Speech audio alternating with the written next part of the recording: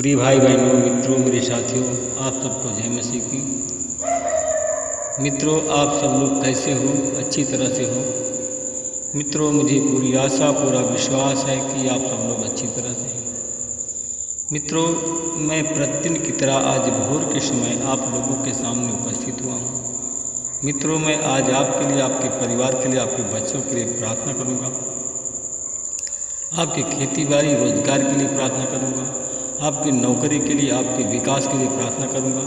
इससे पहले मित्रों, मैं सबसे पहले वचन बताऊँगा, फिर प्रार्थना करूँगा। मित्रों, अगर आप लोग नए लोग हैं, आज नए लोग हैं, हमारे चैनल में नए लोग जुड़ रहे हैं, नए लोग हमारी प्रार्थना को सुन रहे हैं, तो नए लोगों के लिए एक सूचना है कि आप लोग सबसे पहले हमारे चैनल को सब्सक्राइब करें, वीडियो को लाइक करें और शेयर करें। मित्रों, तीसरी बात है, अगर आपको कोई समस्या है, कोई बात है, तो आप लोग हमारे पास में एक प्रार्थना निवेदन भेजें, हम उसका उत्तर देंगे। मित्रों, आज का जो वचन है मैं लेकर के आया हूँ, वो वचन है नबी शपन्याह का 3 अध्याय का 19 वचन है, और मैं इस वचन के द्वारा बात करूंगा, इस वचन के आधार पर प्रार्थना करूंगा। देख, उस समय मैं तुझ पर अत्याचार करने वालों का अंत कर दूंगा। उस दिन मैं उनको भी बचाऊंगा जो अपंग होंगे, जो लंगड़े लूले होंगे। मैं समाज से निकाले गए लोगों को एकत्र करूंगा। जिन लोगों ने देश देश में अपमान सहा था, उनके अपमान को जश और कीर्ति में मैं बदल दूंगा। आमीन। मेरे भाई और बहनों, मित्रों, मेरे साथियों, परमेश्वर प्रेम करने वाला परमेश्वर है, और परमेश्वर तुम्हारे अत्याचारियों से तुम्हें बचाएगा। और अत्याचार आपके साथ में मित्रों, जो अत्याचार करता है, उन अत्याचारियों का अंत निश्चित हो जाएगा। आमीन। मेरे भाई और बहनों, मित्रों, मेरे साथियों, मैं अब आप लोगों से वचन के द्वारा बात करूँ। मित्रों, हम देखते हैं शामुएल की पत्री से राजा दाऊद के बारे में हम देखते हैं। राजा दाऊद ने, एक स्त्री थी, उससे कहा, मैं तुमसे एक बात पूछ रहा हूँ, तुम उसको मुझसे मत छिपाना। मित्रों, वह औरत ने कहा, महाराज मेरे स्वामी बोलिए। राजा ने पूछा, क्या तुम्हारी इन बातों में यो आपका हाथ है? मित्रों, स्त्री ने उत्तर दिया, मेरे स्वामी महाराज की सौगंध, और जो कुछ महाराज ने कहा है उसके एक अक्षर को मैं अस्वीकार नहीं कर सकती। महाराज का यह कहना अक्षरशः सच है। आपके सेवक योआब ने मुझे यह कार्य करने का आदेश दिया था, उन्होंने मुझे ये सब बातें सिखाई थी। आपके सेवक योआब ने बात छिपाने के लिए इस ढंग से काम किया था, परंतु महाराज, मैं परमेश्वर के दूत की बुद्धि के सदृश बुद्धि है, और देश में घटने वाली सब बातों को महाराज जानते हैं। तब राजा दाऊद ने योआब से कहा, सुनो, मैं तुम्हारी बात स्वीकार करता हूँ, जाओ युवक अबशालोम को वापस लाओ। योआब भूमि पर मुंह के बल गिरा, और उसने राजा का अभिवादन किया और उसे धन्य धन्य कहा। योआब ने कहा कि मेरे स्वामी महाराज, आज आपके सेवक को मालूम हुआ कि मैंने आपकी कृपा दृष्टि प्राप्त की है। महाराज ने अपने सेवक की विनती स्वीकार की। मित्रों, उसके पश्चात योआब तैयार हुआ और वह गशूर नगर को गया, और वहाँ से वह अबशालोम को यरूशलेम नगर में ले आया। मित्रों, जब राजा दाऊद ने कहा वह अपने महल में चला जाए और अपने मुंह न दिखाए, अतः अबशालोम अपने महल में अलग रहने लगा। वह राजा के दर्शन को नहीं कर सका। मित्रों, समस्त इजरायली राष्ट्र ने अबशालोम अपनी सुंदरता के लिए अत्यंत प्रसिद्ध था। उसके समान और कोई सुंदर नहीं था।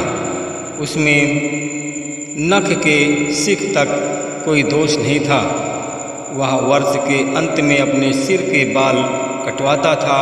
जब वह सिर पर बाल का भार बढ़ने लगता था मित्रों, तब वह उसको कटवाता था। मित्रों, उसने अपने सिर के बाल कटवाए और उनको तौला। राजा की तौल के अनुसार लगभग 2.25 किलो निकले। मित्रों, अबशालोम को 3 पुत्र और 1 पुत्री उत्पन्न हुई और पुत्री का नाम तामार था और वह देखने में सुंदर थी।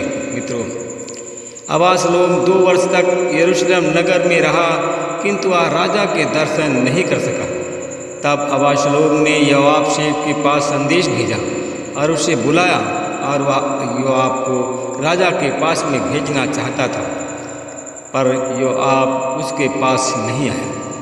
मित्रों, अबशालोम ने दूसरी बार संदेश भेजा, तब भी वह अपने को तैयार नहीं हुआ। अतः अबशालोम ने अपने सेवकों को आदेश दिया, देखो मेरे खेत के पास ही जो आपका खेत है उसमें जौ की फसल खड़ी है। उसने कहा कि जाओ उसमें आग लगा दो। अतः अबशालोम के सेवक भी योआब के खेत में आग लगा दी। तब योआब उठा, वह अबशालोम के पास उसके महल में आया। उसने अबशालोम से पूछा, तुम्हारे सेवकों ने मेरे खेत में आग क्यों लगाई? अबशालोम ने योआब को उत्तर दिया, देखिए मैं आपके पास यह संदेश भेजा था, आप यहाँ आइए। मैं आपको राजा के पास भेजना चाहता हूँ। आप राजा से बात कहें। मैं कसूर नगर से यहाँ क्यों आया हूँ? मेरा वहीं रहना अधिक अच्छा होता। अब मुझे राजा के दर्शन करने दीजिए। यदि मैंने अपराध किया है तो आप मुझे मार डाले। योआब ने राजा के पास गया और उसने राजा को यह बातें बताई। अतः राजा के पास आया हुआ उसके सम्मुख घूम के बल मुँह पर गिरा और उसका अभिवादन किया। राजा ने अबशालोम को छुआ और उससे प्यार किया। मित्रों, जिस प्रकार अबशालोम को राजा ने चूमा, प्रेम किया, मित्रों आपको भी उसी प्रकार प्रेम करना चाहिए। मित्रों, प्रेम हम देखते हैं, प्रेम परमेश्वर का दूसरा नाम।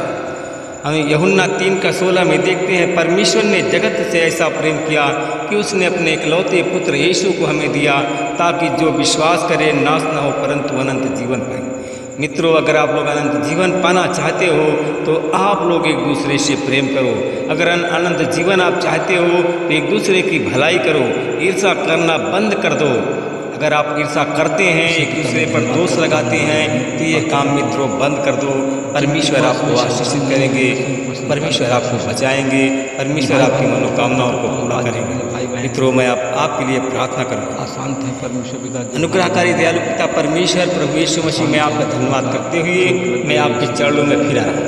हे प्रभु, आप महान सर्वशक्तिमान दयालु दया के सागर हैं, राजाओं के राजा, प्रभुओं के प्रभु, नाथों के नाथ। मैं उन भाई और बहनों के लिए प्रार्थना करता हूँ परमेश्वर पिता। सरकारी नौकरी नहीं, मैं परमेश्वर पिता प्रार्थना करता हूँ हमारे जो भाई बहन जिनके घर में आग लगी हुई है, लड़ाई झगड़ा, हर एक से लड़ाई झगड़ा हो रहा है, महासंग्राम हो रहा है, मैं उस घर पर आपकी आशीष बोलता हूँ। जो लड़ाई की आग, हिंसक की आग उनके घर में जल रहे उन भाई बहनों के, मैं यीशु तेरे नाम से वही पवित्र जल को, वही कूलर के जल को छिड़कता हूँ और जलती हुई आग को मैं यीशु मसीह के नाम से शांत करता हूँ। परमेश्वर पिता, मैं तेरे नाम की महिमा करना चाहता हूँ। परमेश्वर पिता, जैसे हम नबी सपन्ना की पुस्तक 17-18 हम वचन देखते हैं, 3 अध्याय का 17-18 वचन में हम देखते हैं, लिखा है, तेरा प्रभु परमेश्वर तेरे मध्य में विराजमान है, वह महायोद्धा है, वही विजय प्रदान करता है और वह तुझसे प्रसन्न होगा, आनंदित होगा और वह अपने प्रेम को तुझे पुनः संजीव करेगा। तुझे आनंदित देखकर उत्सव के दिन की तरह वह आनंद विभोर हो उठेगा। मित्रों, उसने कहा कि मैं तुझसे विनाश को तुम्हारे विनाश को दूर करूँगा, जिससे तू उसके कारण अपमान न सहना पड़े। मित्रों, मेरे भाई और बहनों, मित्रों, मेरे साथियों, परमेश्वर से मैं प्रार्थना करूँगा, परमेश्वर आपके मध्य में विराजमान हो। जो आपके घर में आग लगी हुई है, अहंकारियों ने आग लगाया है, जो घमंडियों ने आग लगाया है और लड़ाई झगड़ा आपके घर में पैदा है, मैं उस लड़ाई झगड़ा को यीशु मसीह के नाम से बंद करता हूँ।